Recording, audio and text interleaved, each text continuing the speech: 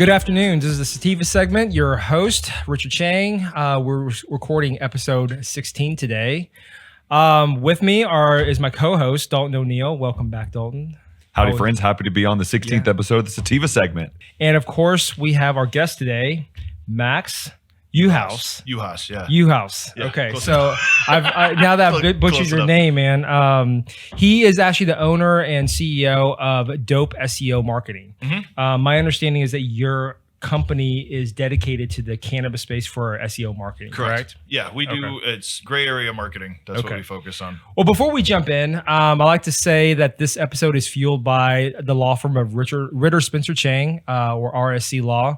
It's my law firm, and just a little bit about the law firm. It's a full service business law firm that's dedicated, quite a bit of its resources and time in the healthcare and alternative substances space.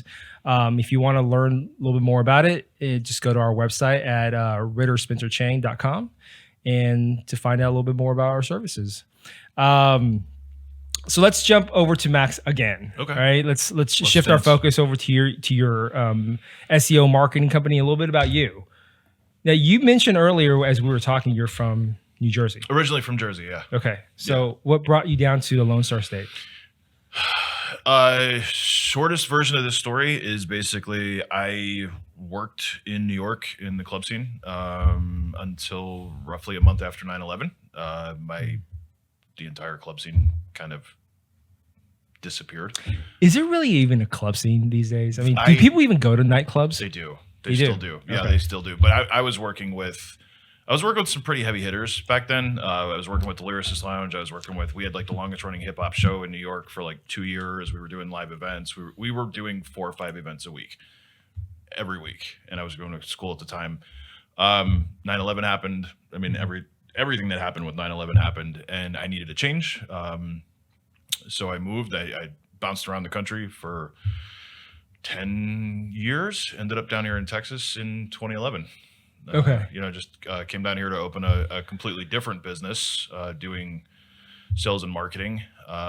During that time, I got into digital because digital was just it was essentially like in the 90s. The internet was still a weird kind of thing. Like you didn't have smartphones, you didn't have whatever. You had a flip phone, you had a pager. I still remember going to the library during college to have to send an email. Right. Because nobody really had internet and PC. And if you did, it was the phone line that goes. Yeah. Everybody had the You Got Mail. Yeah, You Got Mail, AOL addresses. That's right. I mean, it was. So during the period of what we were doing, we ran basically a direct sales company. And my direct sales company, the internet was killing us essentially. And I was like, I need to figure out a way to, and we did basically business to business, house to house, door to door sales. The internet was coming of age, coming to mainstream. And, when you had to train a team of salespeople, and at that time, I was still like the top salesperson in the country, ran the top office. We had a crew of like, 20, 30 people that we were managing here in the Dallas area. And it just became obvious to me. And then it was like gas prices and everything else was happening. People were getting jobs online, whatever. And you could go online and buy what we were selling. Whereas before there wasn't any of that. When the company was like super profitable, you didn't need a website. You needed to show up in the phone book. Mm-hmm. All you needed was a business card. Now and then even then, it's crazy to say like 2010, 2011, you like your websites began to matter. Your digital presence began to matter, and that's when I just started. Basically, I was still running my business full time, but I would spend about 4 or 5 hours a day just doing digital marketing training for myself. And, my thing was, you're doing cold marketing, going to talk to 100 people a day. Hey, would you be interested in my product? Hey, would you be interested in my product? Hey, would you be interested in my product? It's a grind, it's a grind. And to me, it was like, I wanted to attract the right people to my business. So I really got into YouTube marketing. I got really into, really good landing pages, building really good websites that attracted the right people. And that's what attracted me to SEO, because instead of me doing, cold calling or outbound sales, it was all basically now inbound, pre-qualified inbound sales. And my thing when it came to doing sales, when it came to doing marketing was, I can't, if I don't believe in a product, I can't sell it, and the same time as a service provider now, cause that's basically what we do. Like if I can't produce results for myself, how can I justify me telling a client, yeah, we can get you results if I can't do it for myself? So I needed to prove it to myself first, ranked number one, launched the course, did a bunch of stuff, made my first 10 grand online off of YouTube videos, back in like 2014, 2015, 2016. And then I was like, okay, cool. So now SEO is where I wanted to spend my time. What is SEO? Well, I mean, there are a lot of listeners out there who are listening to this right now who have zero concept of what SEO marketing really is. It's the long form search engine optimization. It's also search engine marketing. It's essentially, if you think about, back in the day, people used to use the phone book. Now your go-to is Google. Hey Siri. Hey, whatever. Chat GPT. Chat GPT is for content. But I mean, like if you're asking for like directions, if you're like, hey, find. To unlock your iPhone first. Like that. You're like that, so she's here. She knows. Technology now is always listening. But with that though, is essentially it's like most people's go-to now is Google Maps, Apple Maps, Siri or whoever. Because what you want, everything you have is in your pocket now. You don't need to go to a phone book. You don't need to call, hey, can you get me such and such's phone number? You can just look it up. It's all saved where it needs to be. So when it comes to search engine optimization, we want to make sure that if somebody's searching for a product like what you're selling, you show up. So essentially if it's like restaurant near me, we made a decision to just go straight cannabis, straight gray area, straight like hemp and other companies like that. So if somebody's searching for a dispensary near me, CBD near me, Date near me, CBD gummies near me, we want you to show up. If you're a retailer, if you're an online storefront, if you're just an online, because we can get into this, but you guys already know because I was watching a few of your episodes. Like you have your D8, your D9, which now you don't necessarily need a local location. You can sell pretty much nationwide, at least for D9 hemp. D8's a little different because the rules change every month, it seems, for different states. You want to show up. The marketplace is a lot more competitive, but it's a lot more lucrative for what you're doing. So let me ask you this: with SEO marketing, is you jumped into cannabis as your first specific industry that you wanted to serve? That was the industry that I had the most fun working in. Okay, but why that? And how does serve? Because I noticed on your website you serve law firms, for example. Well, cannabis law firms. Okay. Yeah. What differentiates you I guess, serving the cannabis industry versus other industries in terms of SEO marketing? So from this, cannabis by itself, hemp by itself is a very regulated, and we were talking about it before, like social media or whatever, like there are cannabis, hemp, THC products, kratom products, CBD products. It's very regulated. It's not like your local plumber. It's not your local insurance guy. It's not your local home remodeling company. It's constantly evolving. Has the 2023 hemp bill? No. Okay, so it just got pushed another year. It just got pushed another year. So that's actually really good. I already knew what you're. Sorry, I didn't mean. I already knew what you were asking. No. Well, no, because I'm saying like because the 2018 Farm Bill kind of opened the gates for CBD to be sold online, and like what you were talking about in the last episode with Dev Marketing. The 2018 Farm Bill opened the floodgates for CBD manufacturers, gummy manufacturers, flower sellers, everything else. But there are still a ton of regulations on that. And the regulations, whether it's federally legal or state legal, you still have to go by your state regulations. So from this, it's essentially, it breaks down to this. I get bored really easily. If there's no more challenge, I get bored. We were getting really, really good results for a bunch of our clients, but I was like, how much more traffic can we send to the commercial cleaning company? I was like, we already know what we're doing. And while there's like, we can make really easy money just being the commercial cleaning SEO company, my most fun clients, the one, let's put it this way, going to a cannabis event to go meet with clients, going to an after party with cannabis clients is a lot different than going with insurance clients or going with, I'm sure, and realistically from the most lucrative, the most challenging, where did we have the most experience? So my background was like, I built my first cannabis website in 2016 for a buddy of mine who was doing a cannabis delivery company out in Phoenix. In 2018, 2019, Plain Jane, which was the Plain Jane hemp, Plain Jane CBD, Evan and Lindsay hired me on as like their main SEO, and me and a couple other people, we took them from 600,000 in online sales to 4.2 million in less than 6 months, just doing proper SEO, just doing proper optimization, making sure they showed up for a CBD hemp flower, CBG. And that was a lot of money back then. That was before all this inflation over here. But I mean, even if you think about it from you don't have a building, like you don't have a storefront. This was all SEO. And I mean, to go from 6 figures to multiple 7 figures in online sales is huge. That's for any company, and we were able to do it. And then they eventually they sold the company to somebody else, and I lost my retainer, and they hired, and then they actually hired me back on a couple months later because the guys that bought the company broke the website, and then I was like, I want double, and they paid me. They paid me. We're breaking news over here now. They paid me double. No, this is an ongoing story. This was actually why I started Dope SEO, because I was like, this was all after COVID too, because COVID was, COVID. I put on 50 pounds. I was miserable. It's like everyone's. And I was just How did you come up with Dope SEO? That's an interesting story. Okay. Essentially, I wanted something simple. I wanted something easy to. There's a double entendre there. You know what I mean? It's like it's dope.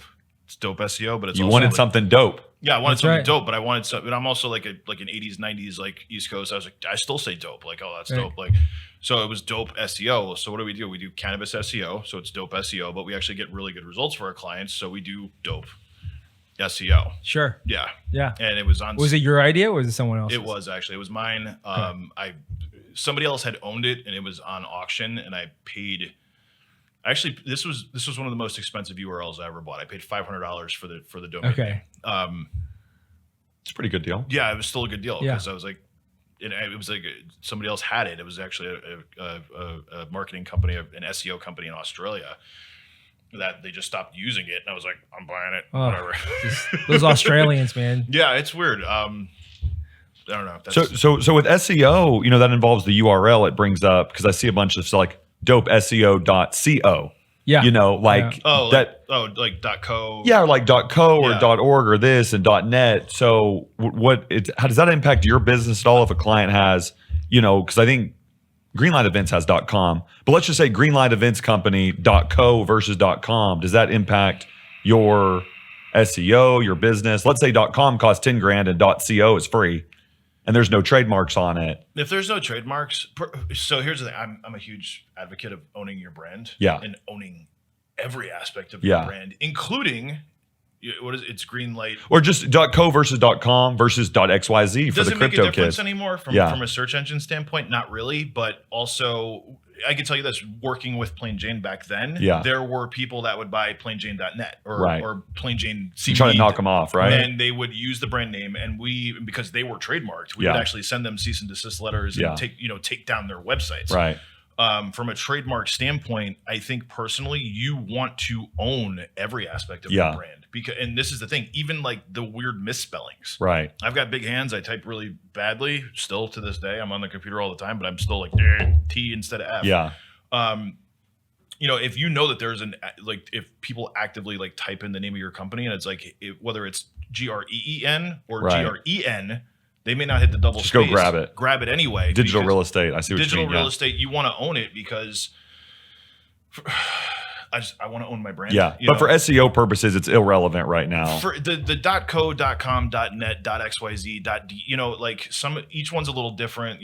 We own .us sites, we own .co sites, we own .net sites, we own .whatever, .me, From an SEO standpoint, it doesn't really make a difference. I think from a branding standpoint, you should own as much as you can. Gotcha. And just because you don't want anybody else pretending to be you, we've seen it happen to where people build dummy sites pretending to be a different brand. Right. And what's interesting about SEO is like you were saying, not a lot of people understand SEO. So you'll have these brands that sink 20, 40, 100,000, a couple, $500,000 into production, branding, product development, but then they're like, oh, we're just going to do Facebook and then we're going to do Instagram. And they don't do anything with their SEO. So somebody could come in and buy a close domain. Somebody could come in and buy your brand name with a dash in the middle. Come in, green dash light. Right. Disaster. And they actually they just do a little bit of SEO. Whereas you may have built your website on Wix, or you had your friend do it, and we're going to build a Squarespace site, or we're going to build something ridiculous that doesn't optimize, that doesn't rank. And now they're showing up above you for your brand name, getting your traffic, getting people that are searching for you, but they're finding your competitor. Yeah, and if you're not showing up on Google, you're not here. You're not here. You're not here. So you briefly mentioned closed and open. What does that mean? Close and open. Or did you mean secure and non-secured websites? Yeah. I talk a lot, so I talk really fast. So we may need to go back and just refresh. Well, let me ask you this. I mean, because I've seen websites that have like HTTP. Oh yeah, no, you want the S. You always want the S. The you SSL. Always want the S. Yeah, you always want the S, especially if you're doing e-com.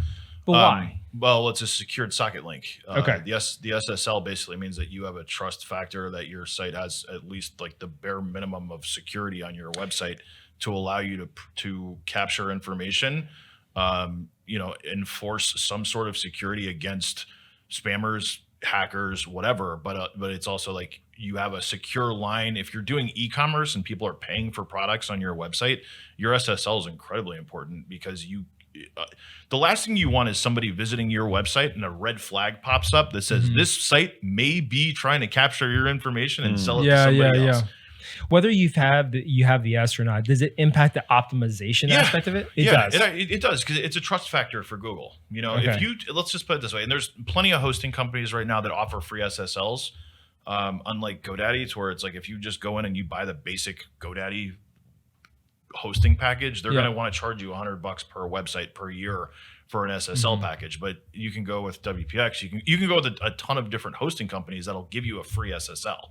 It doesn't cost you anything extra, and they're generally like better for speed performance for your website. But the SSL itself should be something that you have. It's kind of like you should have the little twisty things that go on the tire, to make sure that your air doesn't leak out. Like you should have a gas cap on your car, not just like the lid that smacks on. Sure. Yeah, you don't want the smack on. It should just be like a no-brainer, essentially. Especially for e-commerce people. If you're just like a blog or something, it might not be as relevant. But even if you're a blog, odds are most blogs these days are capturing some sort of leads. They're doing some sort of affiliate marketing. They're getting some sort of, lead generation. They're getting some sort of sponsorship. They're doing some sort of promotions for somebody else. Nobody just blogs anymore just to blog. If anything, they're like, how do I monetize my blog? And and the last thing you want is like an unsecured website that now you're trying to capture. Hey, sign up for my newsletter, sign up for this. And you get that flag that instantaneous, like this site maybe is trying to steal your information. Guess what? Are you clicking past that 9 times out of 10? Oh, I'm shutting it down. You're never clicking that. I got other places to go do it. It seems like you do a lot more than SEO. You're talking about URLs, you're talking about license packages, you're talking about different website builders. That's something I struggle with is, hey, where should I buy my domain? Where should I set up my email? Where, so it seems like you do a lot more than SEO. We do a lot.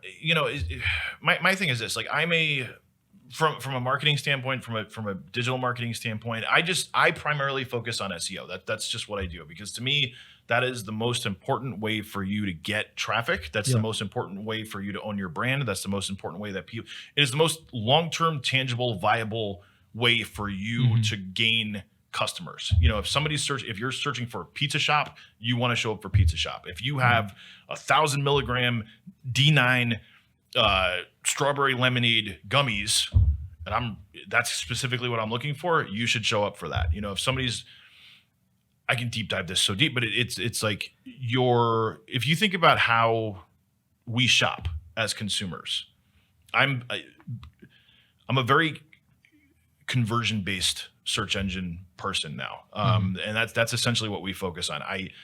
We can help build your brand, but realistically, your marketing should generate revenue. There's one thing to be like, oh, I rank number 1 for my brand name congratulations, you should. You know, like I Googled Richard Cheng. Right. You showed up for your brand name. You know, you have a bunch of really cool things. Did you Google me? I did. I like to have a little bit of information. That's impressive because that's a pretty basic name. You know, it's like right. No. But I also, Professor Richard I'm Cheng. curious. What showed up? No, it was good. It was your LinkedIn profile. It was the law firm. It was lawyers. You know, top lawyers. Everything else. And I was like, okay, so this is good. So and this is what I mean. It's like let's just put this into a law standpoint. You know, if I was looking for a cannabis lawyer, if I was looking for somebody that did, you know, medical or anything that you specialized in, I want to find somebody that's a specialist in that. I don't want to find somebody that's just like, I do everything. You know, it's cannabis attorney in Texas is a sought after top search thing. It actually is. So that makes. It actually is. And it's funny. It's like, you know, if you ever drive west. I'm going to do that and see what comes up right now. So you guys keep figuring it out over here. So you do have a suite of services, SEO and some other stuff. Now, is your shop dope? SEO, is it just you or do you have employees? No, I've got a team. Okay. They're all dope. Yeah, they're all dope. We're a bunch of really weird misfits that never really fit into corporate structure. Yeah. But you're creating a structure for them to fit into. We create a structure. Yeah, I've kind of created this wonderful little universe of like, hey, you can be really productive and still be the rebel that you are because of the space that we're operating in. Yeah. And it keeps everybody on their toes. And there's a creative aspect. Oh, there's a huge. You have to be creative in this because there is no cookie cutter way to. Let's just put. It's not. There's no cookie cutter way to sell cannabis online. Yeah. You know, there is no, like, we have formulas that we use. We have like things that we know works, but there is no, when you start talking state by state, or you're talking product by product, or you're talking brand by brand, one of the things that separates us from regular marketing companies is my goal is to help you hit your goal. Mm-hmm. You know, and essentially we go through I have a 45-minute questionnaire on my website that you have to go through before I get on the phone with you, because I need to understand you know, who you're marketing to, who's your target audience, what are you selling, are you clear on all this? You know, because a lot of people, well, who do I want to sell? My first event, and this is just going to tangent off, but I swear it'll loop back. The first live cannabis event that I did when it came after COVID, and I was like, I'm going hard at this, and I went and got a booth, right? I went and got a booth, and I was in New Mexico. And this was like maybe 2 months before Mexico legalized last year, in April. You know, so it was 2022, and I think the event was like February or March. And you know, this was when like everyone's like, "Oh, I got my license. You know, I submitted my application. I'm gonna open my dispensary. I'm gonna be rich." Everybody was walking around like they had the golden ticket to sell weed, right? And the first lady that came up to me was like, "If I have a product that everybody wants to buy, why do I need somebody like you?"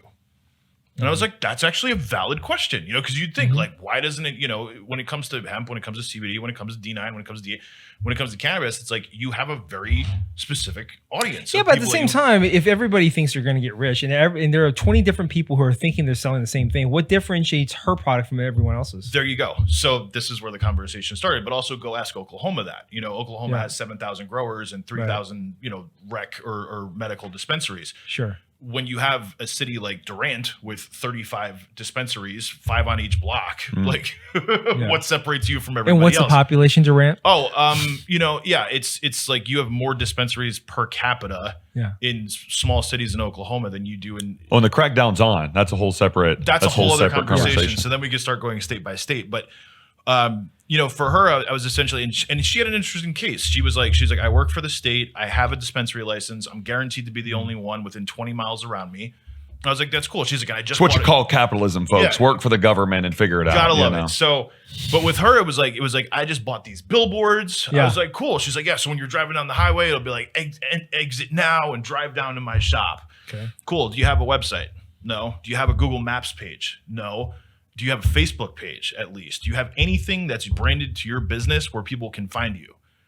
No. I was like, so essentially if somebody sees like, get off at this exit, cannabis stop near me, you know, they're like, oh, cannabis next exit. And they Google cannabis dispensary or they Google dispensary and you're not even showing up on the map and there's nobody around you for 20 miles. Guess where you're sending everybody? To your competitor right across the street. 20 miles in either direction. You know, probably in 20 miles in the direction that they're going to. How does she respond? She invited us over for dinner. Yeah. She was like, I want you to come over for dinner after the event. I want you to sit down and meet my husband. She was like, I think we need to talk about this. because you brought up some really valid points. But there's a lot of people that get into hemp, that get into cannabis, that get into the industry, that have these big dreams, but don't actually understand the marketing aspect of it. Did she ever become a client? No, we were too expensive for her. But Does billboards? But you got a free dinner out of it. I did get a free dinner, yeah. and also, it's a really good story. I think actually, like, I tell this story more than I tell any other story when it comes. I mean, at least from like a awareness level story. Yeah, it was eye opening for me, in the sense that, like, this is who I'm talking to when it comes to marketing their business, because she's not the only one. Right. But it was also like, this is the problem that we're trying to solve. But she's also doing cost benefits analysis of saying that if I were to spend X, am I getting Y? And how am I going to get Y? It's really no different than my legal services. Right. I mean, legal services aren't cheap. No. Right? They're not cheap at all. And I think for a lot of consumers or businesses, you're looking at a person like myself saying, I have this problem. He may or may not be able to solve this problem. On paper, it appears that he has a high percentage of solving my problem. Right. But is my problem worth his hourly rate? Right. Is it worth the hourly rate? It's no different than yours. Right. Is it worth the hourly rate? And then it's like, and I'm assuming if somebody keeps you on as a legal retainer, you know what I mean? There's a retainer aspect, because that's the thing with us. It's like SEO is not a one-time fix. Right. There's a monthly retainer that needs to be honored, or we just don't work. Right. I let people slide a couple weeks every once in a while when I know something's happening, but like, let them sell a couple pounds on the back door, and then whatever you got to do. That's a whole other conversation off camera. So, but the it's going on camera sometimes too. they're just not a good fit. And I was going to actually lead into that. Is that a challenge? Always. Is that a challenge within the cannabis industry that's different than other industries? That's what I want to know. So this is the thing. So we don't take on primarily CBD clients anymore, because we've had way too many people come in with like, I've got my last $500 and I want to give it to you because we need to make 250,000. And I'm like, $500 isn't going to get you 250,000 no matter which way, shape, form you cut it. Right. Like, you're better just starting an OnlyFans and just like funding your business. I hate to keep going back to my services for legal, but it's kind of like, speaking of OnlyFans, I have this problem. Can you make my legal issue go away? Here's a check for $1,000. Right. It's the last check before I write before it bounces. Before it bounces and my business goes out of business, and you're like, no. This is the thing. I have to sleep. I have to sleep at night. And it's like I know that there are agencies out there that'll be like, yeah, we'll do it. We'll get you. Well, yeah, the money came in. Cool. My thing is, like, I go to events. I speak at events. I go places. Like, from a digital marketing standpoint, there aren't too many digital agency owners that actually go face to face to meet people to be like, hey, I'm like the face of my business. I'm going to be in Vegas next week at MJ Biz. Oh, me too. You are? Yeah. Cool. Well, actually, it's not next week. It's the week after. Well, the week after. To me, it's all because I'm flying in Monday. But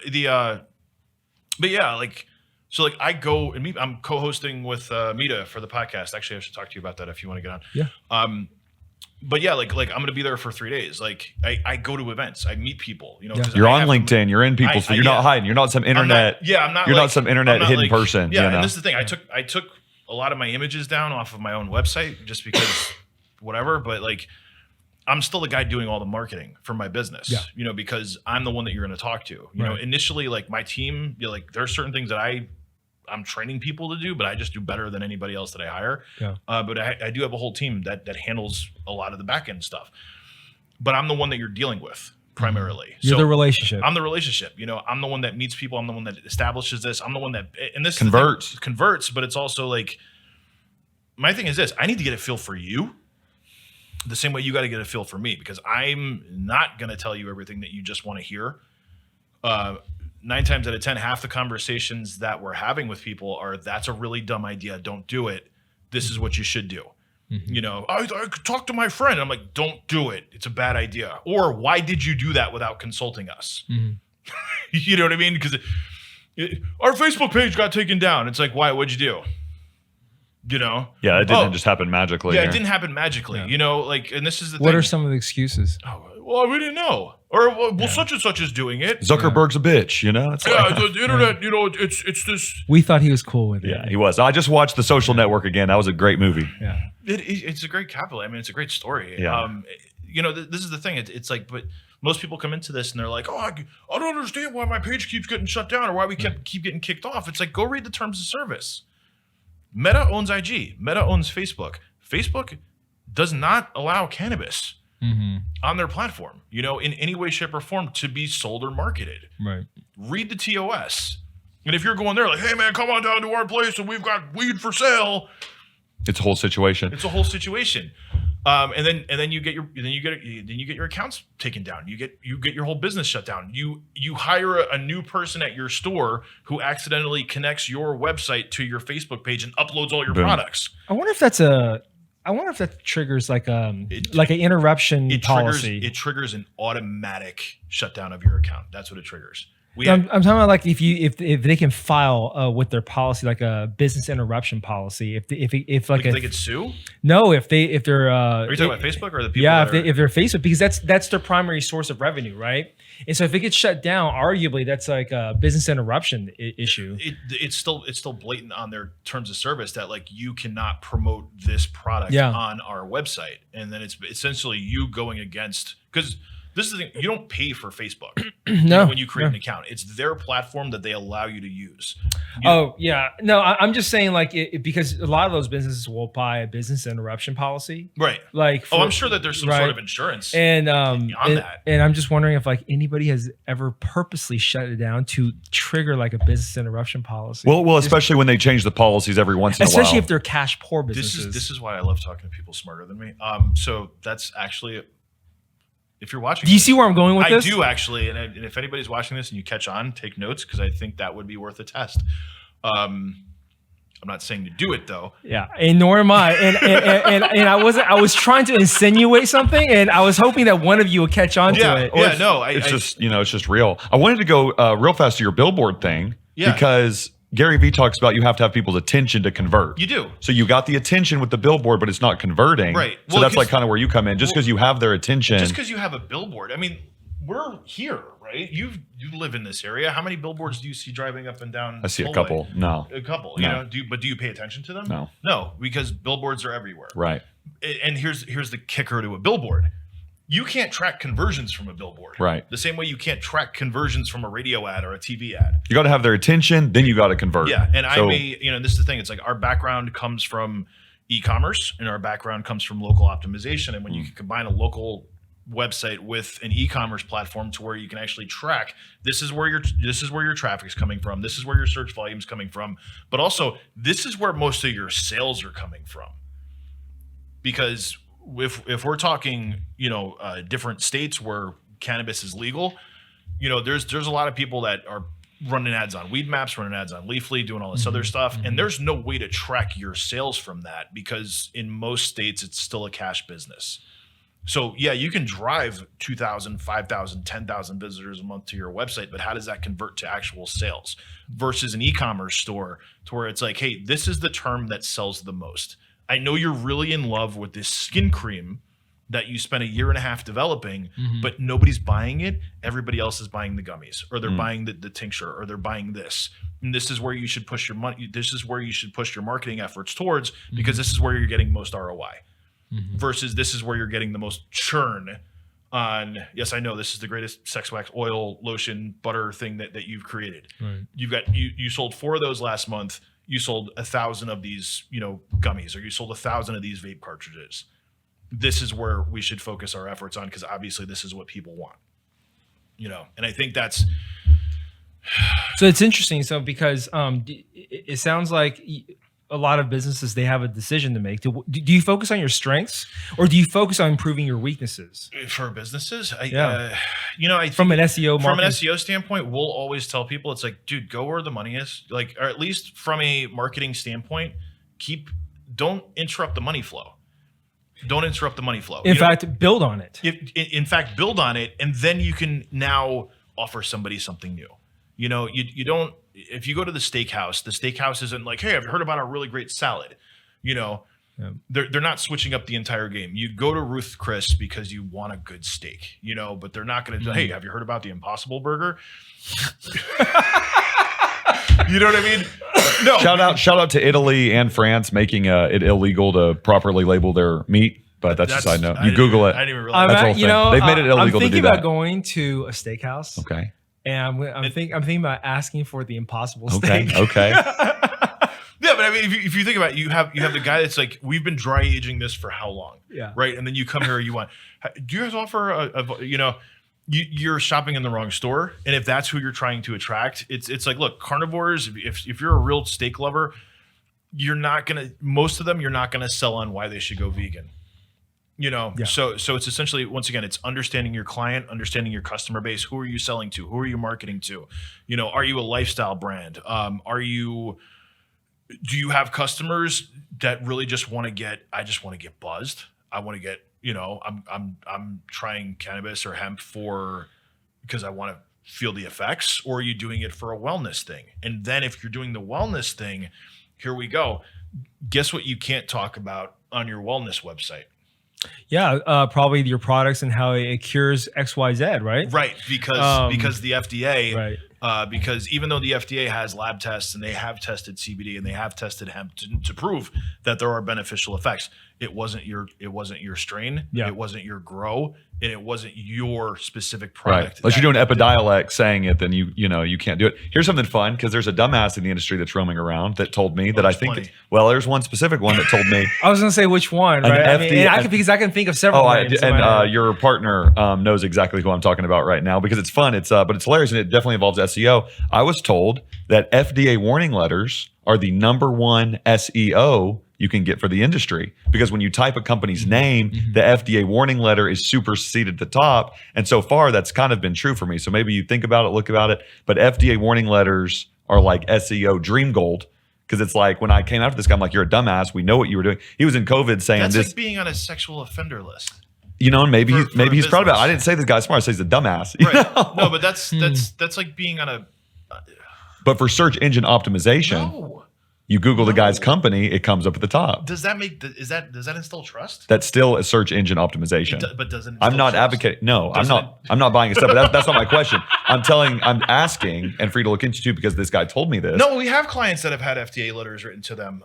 We try to bury them because we don't. Can you bury them? You can. They eventually kind of phase off. Okay. Well, the other thing is like, if you have crappy SEO, the FDA is going to outrank you. Okay. This classic guy didn't have good SEO. Yeah, he doesn't have good SEO. So every bad piece of press that comes out about him shows up above him. Yeah. It's. Oh, I see what you're saying. So because it's easy to look up FDA warning letters. Yeah. If you type in. No, there's a whole press. ABC CBD honey. Yeah. And it'll come up. It was some honey. We all know here. Oh wait, are we talking about No, we're not going to talk about it. No, here. we're not. We don't mention names here on the Sativa Segment. Everybody's with an S. The Sativa Segment. The Sativa Segment is with an S, but it's not us, right? And we'll never get it. But it makes sense to bury it. We've already talked about this. You got to catch up here. Okay, I'm sorry. I really did mention honey, just like kind of. Oh, I know. No, because I have a honey guy. So it's interesting. Who was on the FDA? Which, for the record, the Sativa Segment is saying that there are multiple honey companies out there. There's like 30 of them, actually. Yeah, but just don't on your website link back to the lab tests that the FDA did years ago and try to use it as proof that your product is good and helps people.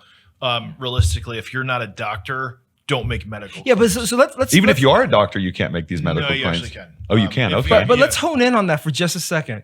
You're saying that if you are a company that experienced an FDA warning letter episode, right? Mm-hmm. And of course, it's easy to link to find your name within that list because it's all public. This is all public information. There's only but if you have SEO marketing that's super optimized, that's really good. You can bury almost, that on page 2 or 3 for your brand name search. Yeah, absolutely. Okay, so you can almost, in a way, indirectly cover it up from a Google search optimization standpoint. Yeah, it's brand reputation, man. This makes sense. It's brand reputation because and is that more costly though?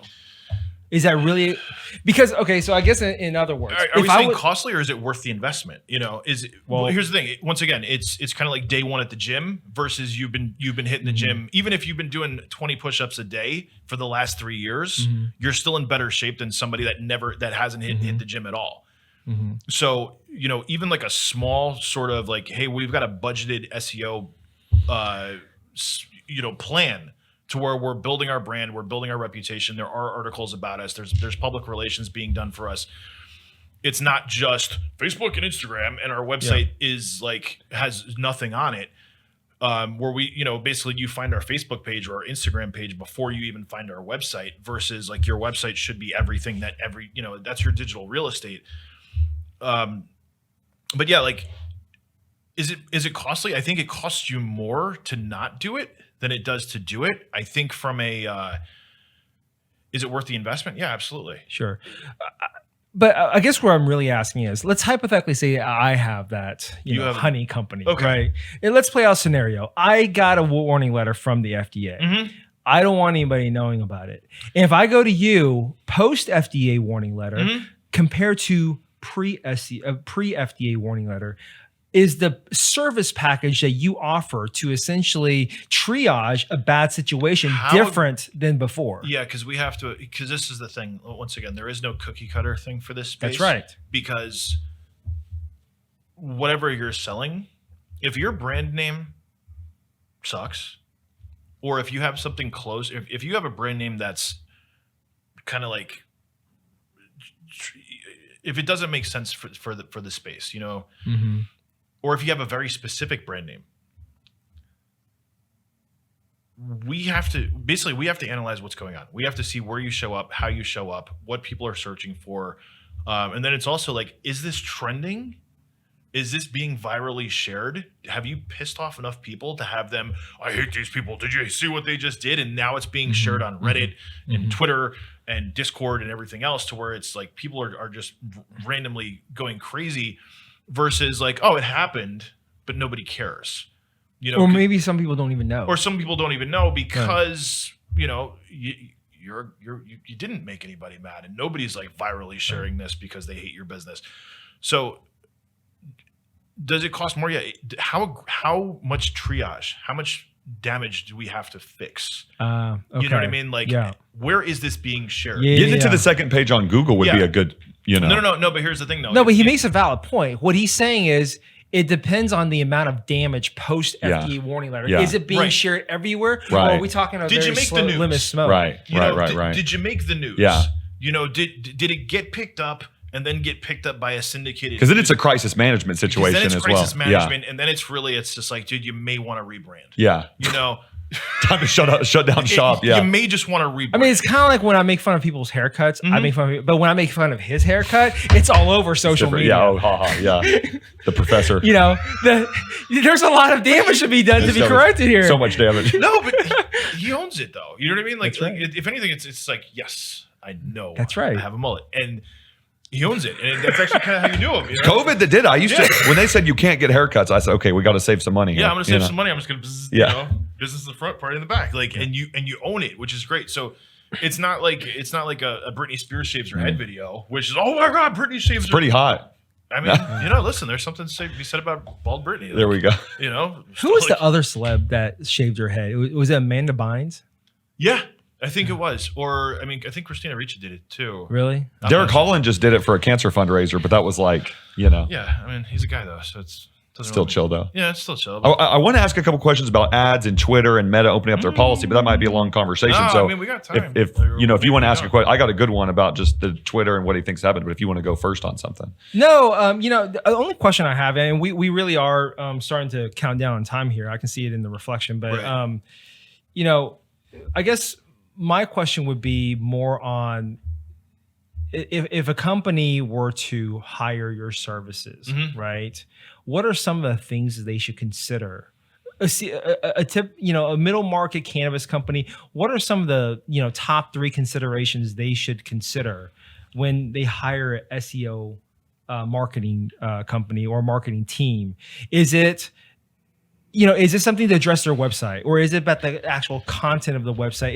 Is it about like an image that you're trying to help them create? Okay. It's all of it, because if you try to sell to everybody, you end up selling to nobody. So you have to have a very specific, like, who is your client avatar? Yeah. Who are you talking to? Are you doing, and then get really clear on your branding, but also like our goal, like I said, our goal is to help you hit your goal. If your goal is to just sell as much of this as possible, cool, we can have that conversation. If your goal is we want to help educate and we want to do this and we want to, then it's like, okay, then we can have that conversation, but also figure out the work it entails to do that. Yeah. Because the same way, like I said, I'm the face of my business, right? Like you're the face of the show.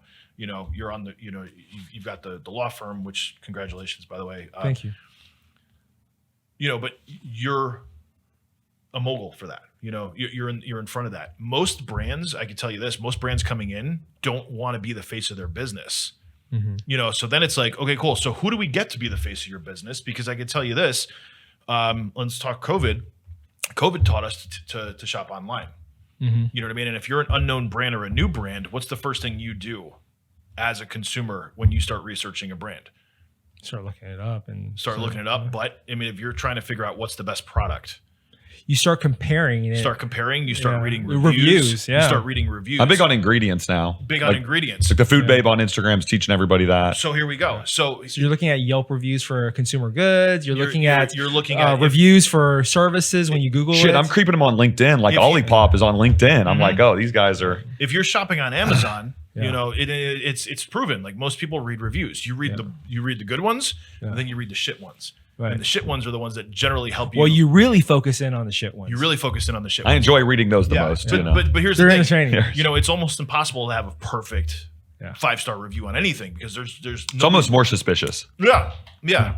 So there should be something there. But if it's basically customer service sucks, product was terrible, gummies tasted like crap, didn't hit, never shipped, whatever.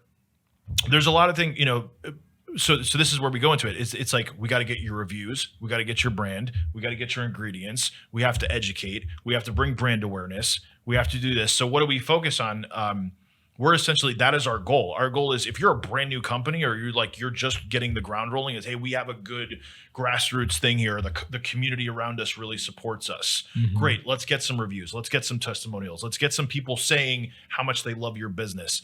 If you don't want to be the face of your company, we work with a really great agency that does influencer marketing. And name is High Curious, free plug there. But Lauren's job there is actually she connects brands with influencers that specialize in cannabis, that have like 10,000, 15,000, and they'll go in and they'll review your product. They'll go in and do the unboxing video. They'll go in and then they're getting plugged on their IG. They're getting plugged on their social media. They're creating the YouTube videos. And then it's stuff that we can use to market. Hey, such and such likes this, such and such, and you get 10, 15, 20 of those, then now you have some social proof. Now it's, and this is the thing, it's not once again, we send stuff out to influencers sometimes and they're like, this tastes like crap. And you know what? We use that anyway, because it's just, not everybody's going to love the flavor. Not everybody's going to love the consistency. Some people may want a hard, chewy Haribo gummy the bad reviews also create authenticity. There you go. So this is the thing. So now you're not just a brand selling products. You're a real company. It's great to have a story behind your brand. It's great to have some sort of ownership behind your brand. It's great to do some sort of, social give back, kickback. If you're doing fundraisers or you're doing something, or like, hey, we're doing a food drive. Hey, we're doing this Thanksgiving thing where we're, feeding the family. 10% of our proceeds now go to, we're buying turkeys for kids that can't feed themselves on Thanksgiving. That's the type of feel good stuff that brands like to do, or that people like to do to support brands. Maybe that can be part of their ESG initiative. I mean, there's so and I know he's shaking I'm his just head. laughing about it, And to be quiet and to be clear, I'm not saying ESG is good or bad. It's just a thing now. It's just a thing. We're just learning about it. And I've had to get thrown into a lot more recently than ever before. It's crazy, especially people naming their companies ESG. It's like, that's interesting, like. I think you had a question for him, right? Well, I want to let him finish too, but I've been seeing a trend. It appears to me from my own usage, consuming these products, digital products, and just what I've read online, that when Twitter, now X, started accepting cannabis dollars, which is really just a money thing, because I applied and said, hey, if you don't have 25,000 a month, then this actually isn't for you. But it's been working. It appears since X started that Meta has opened up significantly. I know the Facebook preferred program has used. Read the rules. I'm on Facebook and I see certain CBD companies consistently getting advertised in my Instagram, in my Facebook. I know a couple of the ad agencies that do it that are in the Facebook preferred program, and they've been doing it over a year. But now it seems that it was going about 40 miles an hour on cruise control to about 80 in the HOV lane. I can't open my phone without seeing, but fun ads for Delta 8, hemp derived federally Delta 9, hemp stuff. Like I am seeing borderline cannabis ads on my deal that are getting through the Facebook gateway, and that are in my opinion, it appears that Meta is leaning up because Twitter came on. But I'm just getting your perspective, because I have irrefutable myself evidence that there are ads getting through, and I'm seeing the same ads in months in a row. So it's not like they run one and get away with it and stop. No, they run it consistently. I've seen the same ad from the same company every month for like 6 months now. Right. So I just want to get your, is it changing? Is it loosening? Let me ask you a question though. If you've seen the same ad every month from the same company, do you buy? No, I mean, I'm in the industry. I'm not buying from any of those people. So there is such a thing as ad burnout, where you see the same ad over and over. Oh, I've got ad burnout. I'm just asking, it's no, but the question's different than ad burnout. Yeah. So the Twitter thing is interesting. We were able to successfully run some ads on Twitter.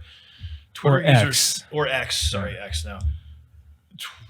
X users are interesting. I feel like it's a very ADHD kind of platform. You either live on it or you don't. The Facebook, Instagram thing. Have you gone through any of those funnels? I have. Okay.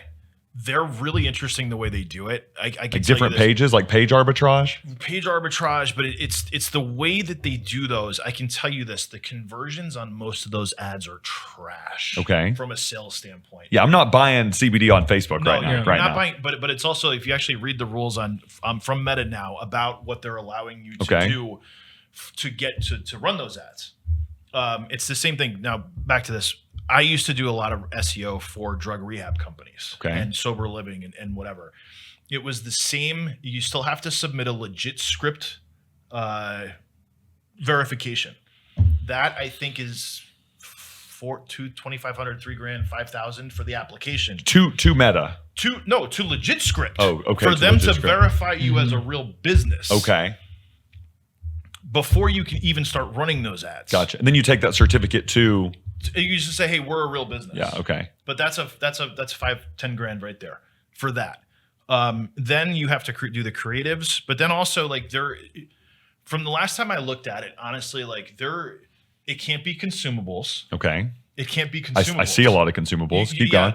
They're spinning it, but is gummy a consumable? I mean, obviously, but gummy's in this weird. I can tell you this: most of them are doing these ads, and they're doing it to some sort of weird educational page. Okay. And we've looked at the metrics on this. I had a partner. I no longer work with them, but I had a partner that was doing ads on Meta. On Meta. Okay. And we were killing it. It was just it was unsustainable. Yeah. It was unsustainable because the ad spend that you would have to do, essentially, you're burning through ad money. Yeah. We had 200,000 people see this ad. We made 10 sales.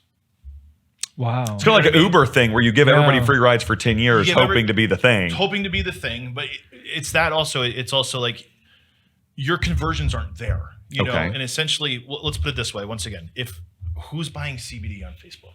I mean, some people. I bought a cowhide jacket on Facebook and everybody loves it. But that's marketplace. But I'm talking CBD. And CBD is CBD now versus CBD 2018, 2019, 2020, completely different. Yeah. CBD then was ooh, it's weed. Yeah. Ooh, it's not weed. Yeah. Ooh, Okay. I guess let me rephrase the question. Do you think X coming in and saying, we want cannabis dollars, do you think that has changed Meta's posture? It still goes against Meta's terms of service. Why am I seeing so much more of it right now? Because there's really smart agencies that know how to do it. There's a way to do it. It's incredibly expensive. So your position is Meta has not changed their posture. Meta still hasn't changed their policy. Gotcha. Meta still hasn't changed their policy. And the fact is that the companies that can afford to run those ads, that's like saying, I'm going to start my own tobacco company and beat Marlboro. You know what I mean? You're not, if your mom and pop shop Yeah. and you make your own gummies now, you're not going to compete against Charlotte's Web, Right. budget wise, Right. You know, they have Major League Baseball or Right. football or whatever. Yeah. You're not going to be able to compete against that.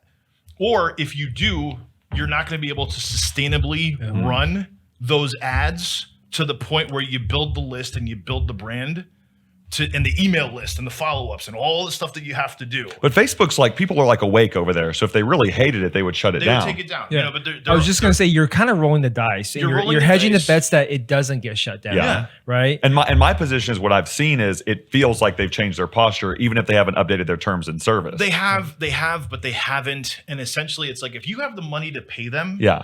if you have the money to pay them, Yeah.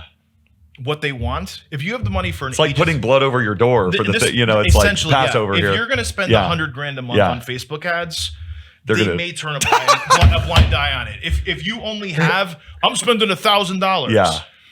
Oh, this goes against our service, yeah, you know, yeah. and that's where the small businesses get shut down. I see. That's where but it's also like Just like mob stuff, just pay them off. You're good. It's very mob stuff because you have to hire an agency that is an agency partner with Meta. Yeah. They have to have an agency account, and there's a lot of checks and balances that they have to do. And this is actually why I stopped offering it, because our packages went from like $5,000 to $25,000 to $75,000 for us to set up your ad. So which mafia would I contact about, the internet? Is there an internet mafia? That's interesting because I mean, and we got to wrap it up. By the way, we're running out of time, but it almost sounds like Meta has like some type of a pre-approved panel of marketers that they'll have a relationship with. Yeah. And if you're in with one of them, then the chances of your stuff being on their platforms and being sustainable is substantially higher than if it wasn't with one of those agencies. If you just tried to do it yourself. So do you want to be a crown prince of Saudi Arabia or a crown prince of Meta advertising? You got to. Yeah, but it's do you have the money to do it? I see. And once again, it's like the thing with ads, the thing with any ads is that once the money stops flowing, the traffic stops. Yeah. And this is why I always go back to SEO, because it's like if I paid to have, it's kind of like I just boosted my posts. I paid $50 to boost a post. Boost one post. I boosted one post, right? Yeah. Great. So many people saw it. What about the next one? Golly. You know what it is? Yeah, it's like a drug. It's like a drug. It's a yeah. drug. You get stuck on we did 10 sales by boosting the post. Yeah. Let's boost everything. Yeah. And then what happens is it's not working anymore. You run out of nitrous, and it's just you're chasing the dragon. Yeah. You're chasing the ad dragon. Very good. You had one good ad run, you made some money, and now the algorithm changed again. Meta's, the targeting, the pixel, whatever, and you're chasing the dragon. I have customers that to this day chase the ad dragon from 2019. They're like, we're just going to throw another 10 grand at it. I'm like, you should just put it into something else because you're burning your money. Like Tesla stock, No, all right. So Max, I mean, we got to wrap it up, but give me one statement that you want to leave us with about the SEO industry and how it a short statement about with how the SEO marketing industry can help the cannabis industry. So the shortest statement is this: is that if you actually care about your brand, if you care about longevity for your brand, SEO is the way to go. That's hands down. That's it. If you want to show up and if you want to control how people see you, if you want to control how consumers find you, and you're patient, go to SEO. Okay. Go to SEO. It's essentially, I used the gym analogy before, but it's like, you're not going to see, you may see some results. You may, if you go to the gym every day, you're like, oh, I'm starting to get a little thing. Right. If you hit the gym every day for 3 months versus just showing up every once in a while, if you hit the gym every day for 6 months, if you hit the gym every day for a year, you're going to be in much better shape than you were if you didn't. Sure. And from an SEO standpoint, if you whether it's you hire an agency or you spend the 4 years and tens of thousands of dollars to get the education to do it and the time commitment, there's a reason you hire an SEO agency is because we actually know what to do to get to where get you where you need to go, but it's not going to be an overnight thing. Okay. But SEO is the best way to control and at least leverage how you show up online. Okay. And connect with customers.